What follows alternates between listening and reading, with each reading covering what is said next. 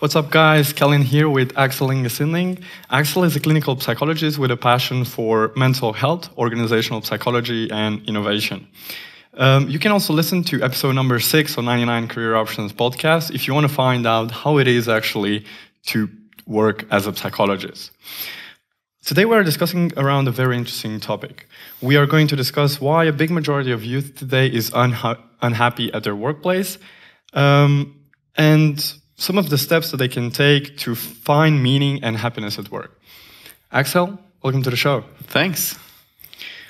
So, why do you think youngsters are unhappy at work? Well, there's always been a lot of talk about youth being more and more unhappy. There's always, like, every generation, there's a new thing, like, oh, youth today, they are so unhappy. But right now, we're actually seeing a big trend that young people are more and more unhappy, especially in the Western world. Right. And I think it has a lot to do with the mentality of the society we're living in. We put a lot of demands on ourselves. We set really high goals. We are focused on the individualism, self-realization, become the best version of yourself. Right. And a lot of people naturally will fail to be the best. That makes us a little bit unhappy. Right, so you think it's not just that you're unhappy at work, but we are just more unhappy. Absolutely, but I think we take it into the work setting as well. Right. So why do you think is that? Well, regularly at my office, I get youth in who are good-looking, they're smart, they have great grades, they have a good job, or they're studying well, they have friends, they're eating healthy, they're like, everything is seemingly perfect. Right. But even though they still feel unhappy, like they're not good enough. And we often find when we investigate a little bit, we put our heads together and we try to figure it out together. We find that they have a lot of high goals they set for themselves. Like even really good isn't good enough. They need to be even better. And that's the same thing in the work setting. If it's not okay just to work and have a decent job, but you have to be perfect, you have to have the perfect job, and you have to feel immense joy every time you go to work, you are doomed to be unhappy a little of the time. Yeah. So you're a psychologist and you have your own private practice. Yeah. So you see a lot of kids coming to your practice. What's the dialogue in their head? Well, it's mostly they have we call it the inner bully. The inner bully, they're like bullying themselves. A lot of people that come to me. This is not every kid, of course, but the ones that come to me, like for example, with self-esteem issues or depression or anxiety. But they tend to put really, really, really high goals to themselves, and then that makes them unhappy. But why do you think they do that? Like, who puts it's themselves who put that goal in their head? Is society? Is media? Is social media? Can I say everything? It's both. It's not that we just suddenly gave birth to an entire generation which is biologically programmed to be unhappy. It's something with the society, right? We have a lot of focus on individualism and self-realization in today's society. It's the American dream, basically. The American lifestyle is getting more and more into the whole Western society. You are to be the best version of yourself. And they get it from their parents, which were the one that grew up with the same, like, well, the generation right above us. They grew up like, they had everything they needed. And so they were to follow their dreams and passions instead and become the best version of themselves. And they're giving this on to their children. Right, which is in contrast with janteloven, right? Yeah, it is, yeah. Do you want to say some words about janteloven? Janteloven, yeah. I actually wrote my thesis in high school about janteloven. Yeah. Really, yeah. It's from a small city in Denmark, actually, which is called Jante. It's especially strong in Norway, I've heard. It's janteloven, it's the law of Jante. It says that you're not supposed to think you're good. You are supposed to be modest. You're not supposed to think that you're better than everybody else. But the individualist society actually, reverse that now. That you're supposed to follow your dreams and believe in yourself. And as long as you believe in yourself, you will achieve success. and that may be a little bit poisoning. Actually, Jenteloven reminds me of Stoicism. I don't know if you know. Yeah. Marco Aurelius. Yeah, Marcus Aurelius and Seneca and Plato.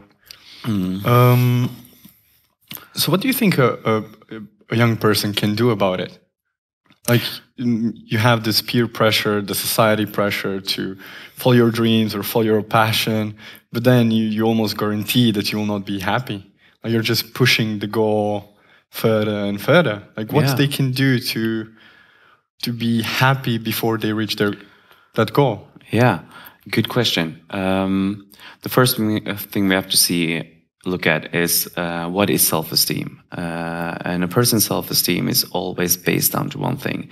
It's the distance between who you think you are and who you want to be.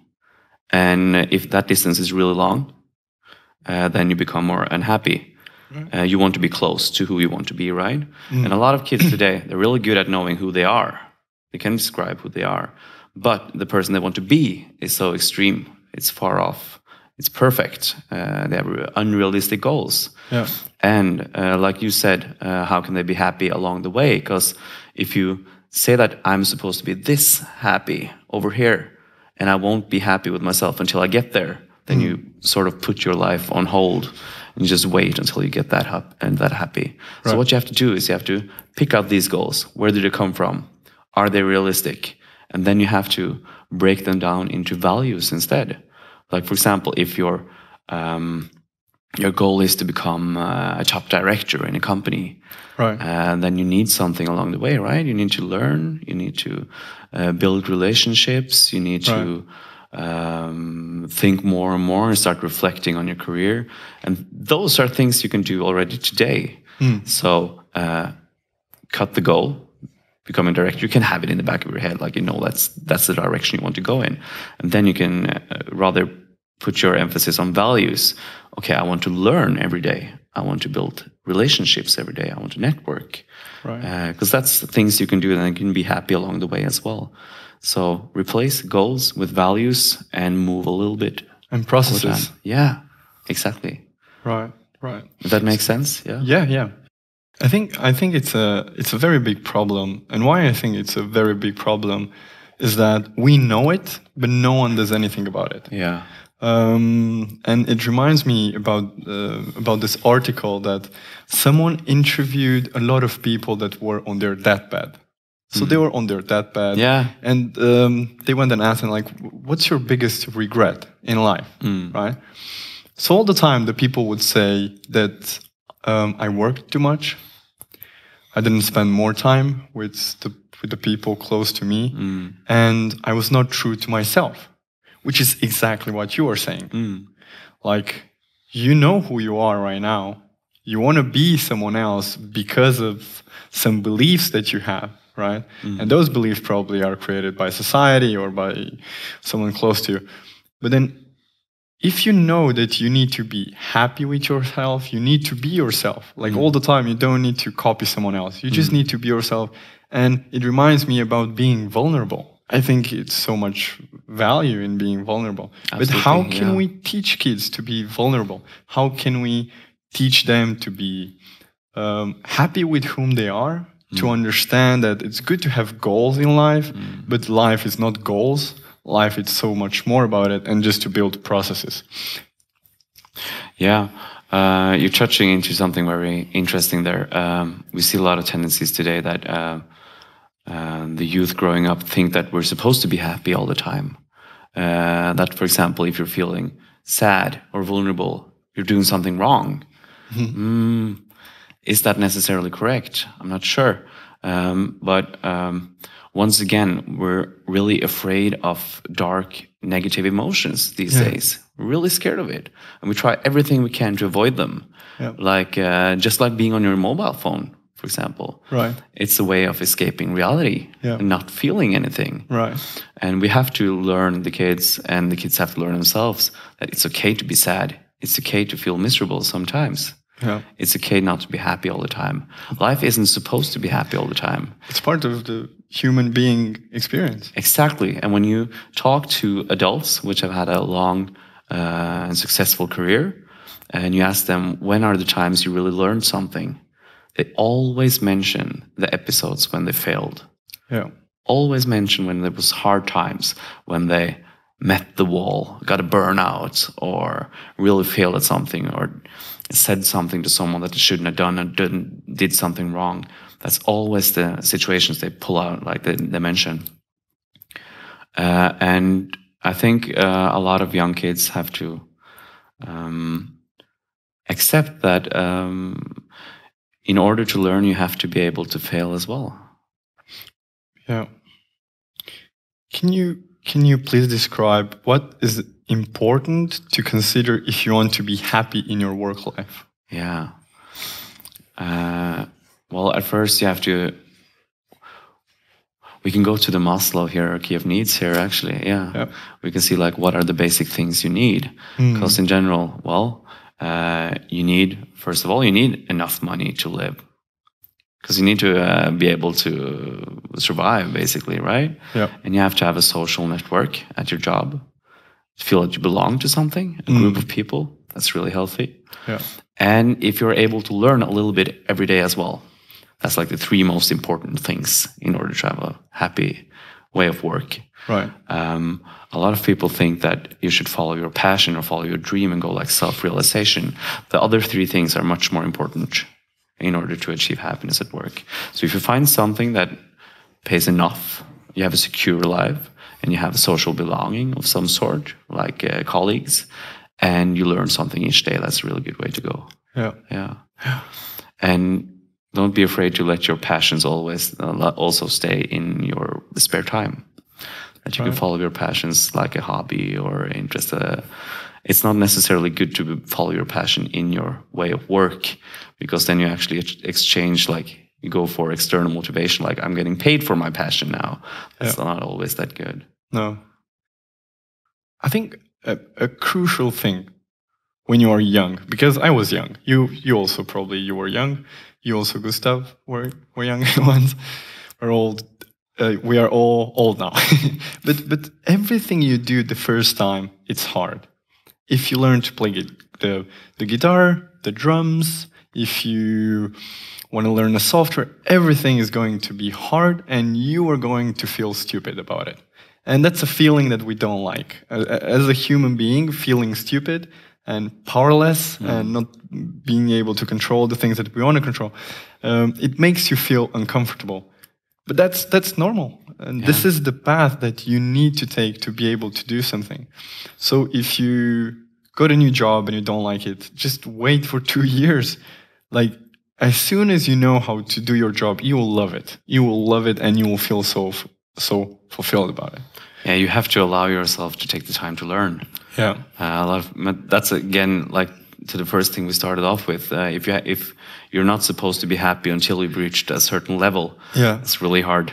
Yeah. You have to allow yourself to take a little bit of time to learn. Yeah. And that's a basic principle in psychology as well, what you just touched upon. That a lot of people think that your attitudes towards something like I like my job comes first, like, and that says something about how much you work, for example, what you do. But it's actually the other way around.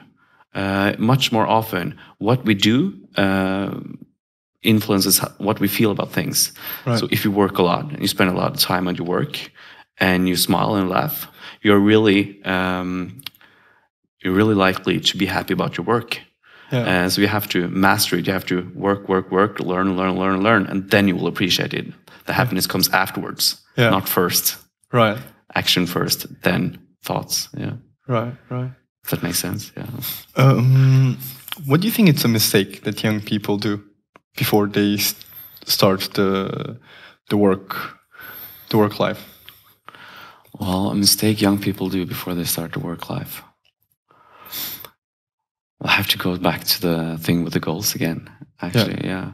They think that they're a little bit impatient. A lot of people, young people I meet, they can't wait to grow up. They can't wait to be the best. They have to be really good at once, and then they become impatient. Basically, when they get into work, they expect to achieve and succeed in their work, get a promotion, and master all the tasks from day one.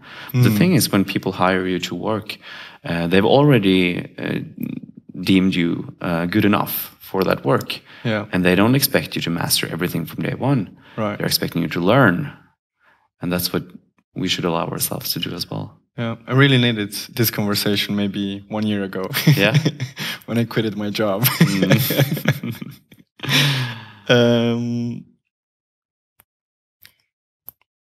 Let's go a little bit about how family impacts a kid.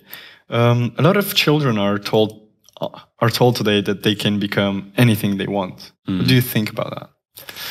I think it's a double-edged sword, to be honest. Why do you think that? Well, it's good to have belief in yourself. It is. But if you can become anything you want, there's also the thing that if you want to become the best, for example, you can become the best if you want, if you just want it enough. There's a pretty big possibility that you will fail because only one can be best. And if you then fail, then it's your own fault. Yeah. And it's all on you. Right. And that makes a lot of people unhappy. So I don't think everybody can become anything they want, to be honest. No. I don't think so. So what do you think the family should do or the parents should do? Well, there's an old saying from a Swedish child book writer, Astrid Lindgren. She said, just love your child no matter what, and the child will take care of the rest itself. And that's basically it. It's unconditional love. Right. Just approve and give your child positive, kind regard, no matter what they do, and say that, hey, this is good enough. Yeah. It doesn't always have to be better. This is good enough. Yeah. And learn the child that you don't have to be a world champion to be happy about yourself. Right. That's the thing about we touched upon the hierarchy of needs from Maslow. A lot of children today come and they seek self-realization, which is actually on the top of the pyramid. I don't know if every youth have seen it, which are looking at this video, but the hierarchy of needs is basically what do a person need to develop. And in the bottom, it's physiological needs, and then it's belongingness, social security, competence, and then it's self-esteem, self-accept. So you accept yourself and you feel good about your self-esteem before you go to self-realization. But some people today go it from the opposite angle. They try to do self-realization to gain self-esteem. Yeah. It doesn't work that way. So you think that they jump belonging? Yeah, they skip belonging, they skip competence. So then how they should attack it? How they should... Build from the bottom. Most of us in Western society today have our physiological needs. We have our basic needs. That's done. Then build belongingness, family, friends, work colleagues. Spend time, make sure that you have someone to pick you up if you go down. Then build competence. Give yourself enough time to learn. It's too early to become self-realized before you're 50, 60 years old either way. Yeah. And even Maslow said that just like 1 to 3% of the population were supposed to become self-realized. Wow, yeah. Now it's almost like people think we have a duty to become self-realized, but most people will fail. Yeah. But you can be happy just with those 3 bottom things. Absolutely. Previous generations, they got happy just by working and just by being, just by doing. Right. Yeah. So then what are the steps? I'm really focused in action plan, and what are the steps that someone can take, like someone that is aware after our conversation, someone can say, oh, I think I'm like that. I want to self-actualize before I'm going through all these steps. What do you think they can do? What are the steps that they can take to feel, to build competence and to create a belonging in the workplace or in the team that they are working with? I would ask them first, well, step 1, sit down and describe what are your strengths today.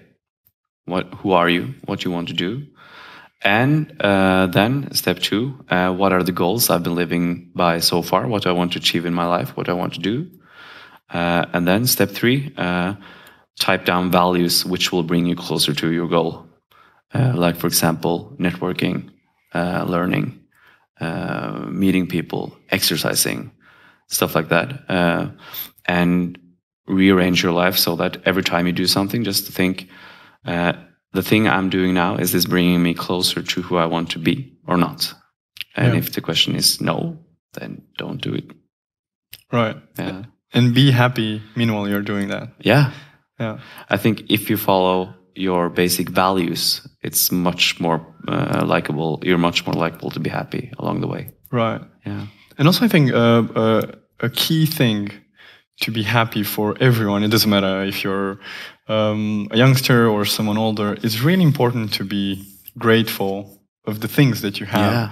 Because I think nowadays we live in a society where everything is buzz, right? Everything is bad. Just the bad things take the news. And it's so easy for us not to see the small, nice things that happen every day. So I would definitely recommend the people watching to try the 5 minutes journal. Yeah. Which is a great tool. And since I started, I just became so much nicer with everyone. And I started to see the smile from someone from 7-Eleven, maybe a smile that maybe in the beginning I wouldn't see because I would be too busy in my head solving some important life-saving things, which just is not true. So I definitely recommend that. The Norwegian Council of Mental Health just gave out a little pamphlet on five advice to be more happy in everyday life. Or 5 things. One was be active, like exercise. Keep learning was number 2.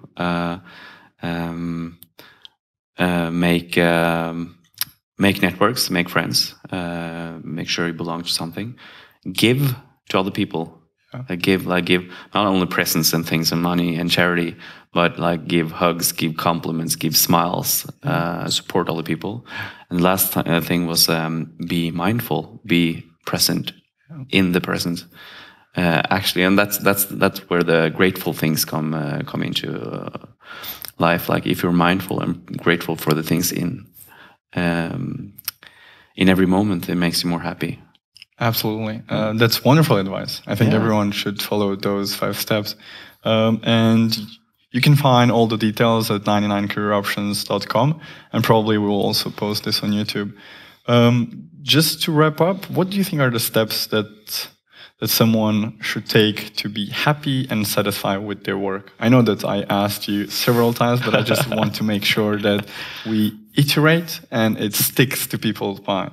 Yeah. Well, I think they should first sit down and notice, where am I now? What am I? Who am I? And then look at your goals, what you've put so far. Who do I want to be? Where do I want to go? And then look at values, which will bring them closer to where you want to go. Values, and skills, and the process, not the goals itself. Right. And then pick a career or a job where you can meet most of your values. Right. Wonderful advice.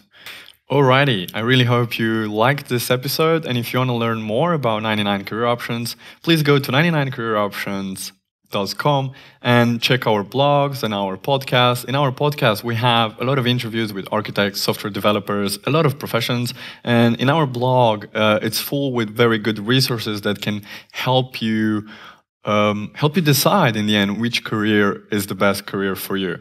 So thanks for watching, and see you on 99careeroptions.com.